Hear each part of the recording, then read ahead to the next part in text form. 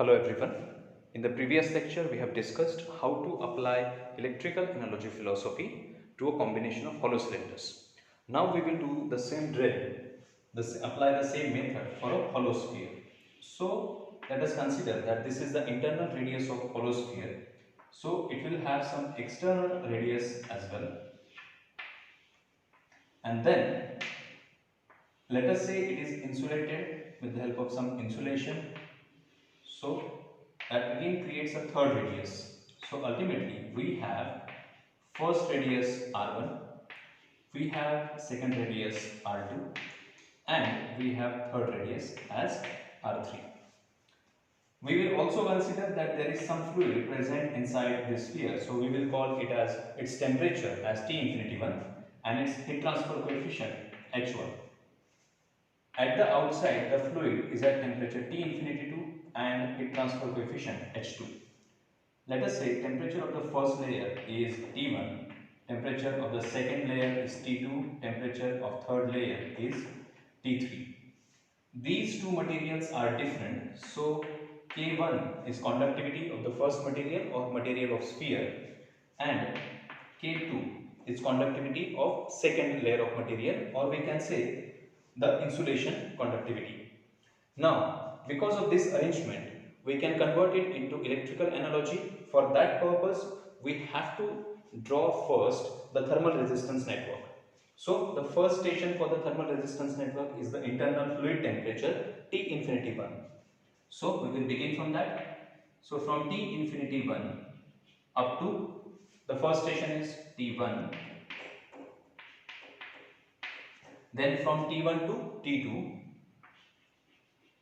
Like I said, you should not be worried about the size of these resistances or width of this channel, but you just should be worried about the sequence in which the temperatures are displayed so that no temperature is missed. So from T2, the next one is T3. From T2, then we should go up to T3. Then after T3, there is T infinity 2. So there is T infinity 2. Now we have drawn the circuit. We will identify individual resistances. Firstly, we will identify their physics. Then we will write down their mathematics. So first one is the convection resistance. Why? Because there is heat transfer coefficient. Second one is conduction resistance because there is thermal conductivity.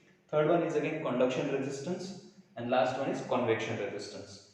One important physical aspect of sphere that we need to understand that area of sphere is given as 4 pi r square.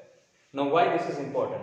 This equation tells us that area is dependent on variation in r. So for the internal radius area will be less, it will be somewhat more for the second radius, and it will be highest for the outer radius.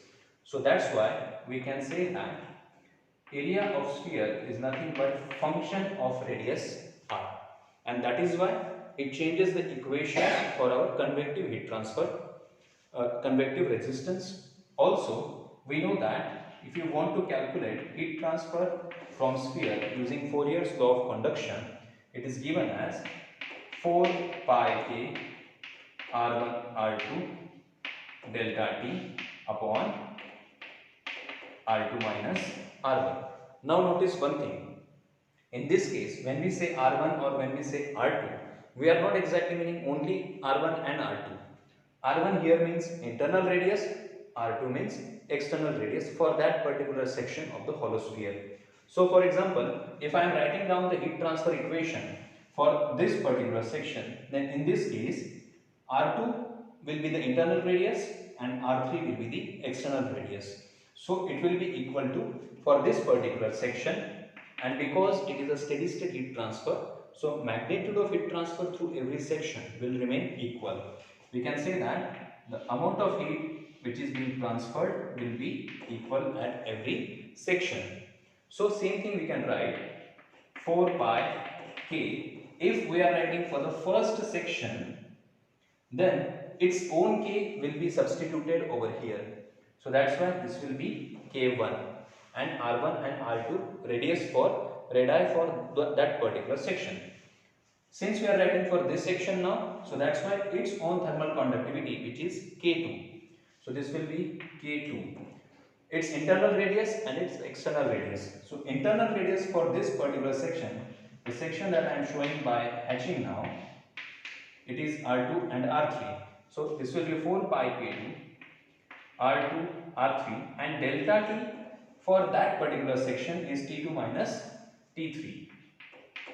So this will be T2 minus T3 divided by its external radius minus its internal radius. So this will be R3 minus R2. See, the basic equation is same, basic understanding is same, only where we are applying the equation, that is more important. Okay, so we have developed this basic understanding. Why it was necessary? Because now we want the expression for the conduction resistance for a sphere. Remember, this conduction resistance for plane wall, for cylinder and for sphere will be different. So to determine this, what we do, we simply keep this delta T in the numerator and everything else in the denominator. So if I want to write on the basis of this, I can write that this is nothing but, or simply this Q from sphere is equal to delta T divided by everything else in the denominator. So we get R2 minus R1 divided by 4 pi k R1 R2. This parameter will be nothing but resistance for that sphere, and since it is for the first section, so this will be for section number 1. Then if we want the conduction resistance for the second section, then we can simply reorganize this. So what do we get here? Q for sphere is equal to delta T in the top.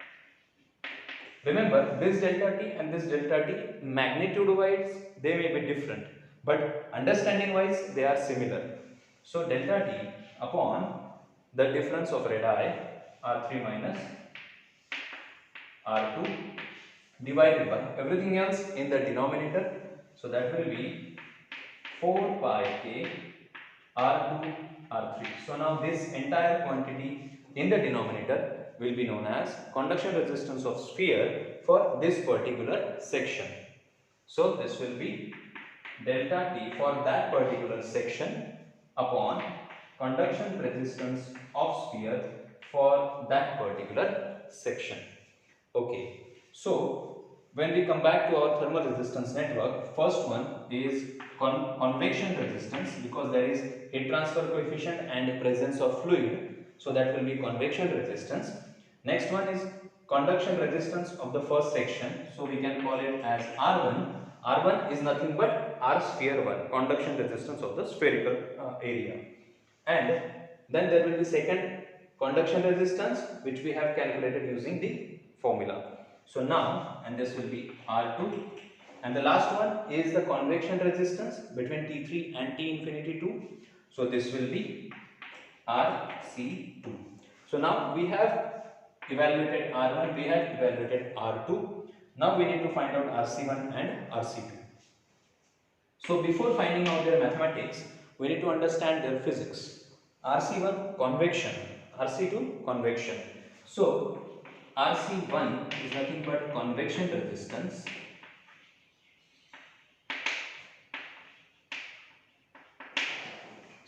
and it is equal to, in general, for that any geometry, convection resistance is given as 1 upon HA. Now, how to apply this general formula to this particular case? In this case, we are applying it for the first section or inside of the sphere. So for this inside, this RC1 or RCI, this will be equal to H1 and area, which is inside area. So this will become the internal surface area, and the surface area for sphere is 4 pi r square. Now we will substitute the suitable r. For the internal radius, r is equal to r1. So that's why this will be 4 pi r1 square. That is your RC1. And also same way, we can write down RC2 equal to it will be again 1 upon HA. So 1 upon HA, H, where it is that, where is it? It is over here. So H2, and area for this section is the external surface area of the sphere. It is given as 4 pi r square. 4 is constant, pi is constant, only r is variable, and in this case r will be external radius r3. So this will be this area, so that will be 4 pi r3 square. Remember, we have applied the basic understanding and then we have modified that understanding depending on the location at which we want to solve the system of equations. So now we have determined RC1 as well as we have determined RC2. So now we have all the resistances which are necessary. Ultimately we can write down the final equation to determine the heat transfer. So again it depends which section exactly are you taking into consideration.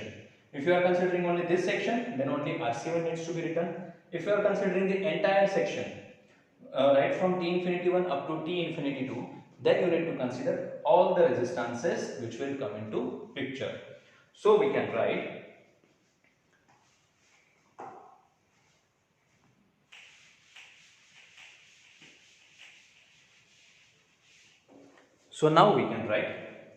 if I am interested in determining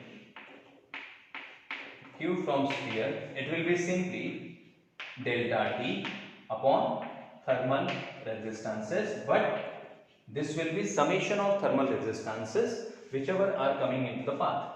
So I can write, if I am writing about T infinity 1 minus T infinity 2, firstly I will decide the numerator. On the basis of that, automatically my denominator will be decided. So this will be, because I am considering the entire section, so that's why this will be RC1 plus R1 plus R2 plus RC2, whatever is coming into the path.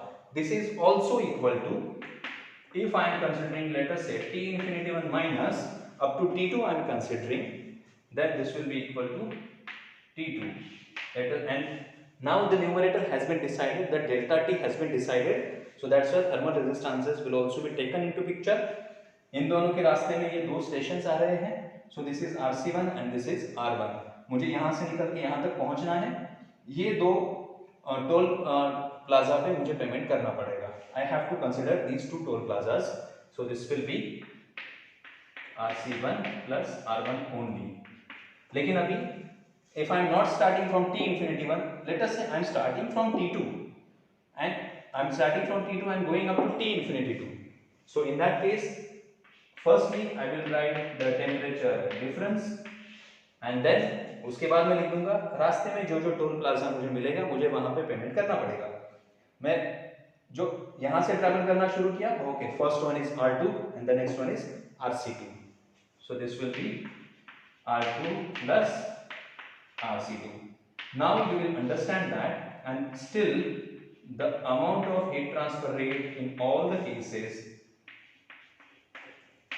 the amount of heat transfer in all the cases is equal. It is not changing. Why? Because it is a steady state heat transfer. Everything is steady state heat transfer. What is the meaning of this steady state? It means that heat transfer does not change with time. With respect to location, it will change. यहाँ पर temperature अलग है, यहाँ पर temperature अलग है, यहाँ पर टेम्परेचर अलग है. With respect to location, the temperature may change, but with respect to time, this temperature will not change, and this we will also see in our practical sessions. So this Q is not function of time t. Then it will be known as steady state heat transfer. So I hope this is useful for you. See the beauty of electrical analogy. Only delta T in the numerator, everything else in the denominator. It directly simplifies your entire system of equations. Just you need to be careful that the way you are selecting your resistances, you are identifying their physics and you are translating that physics into mathematics.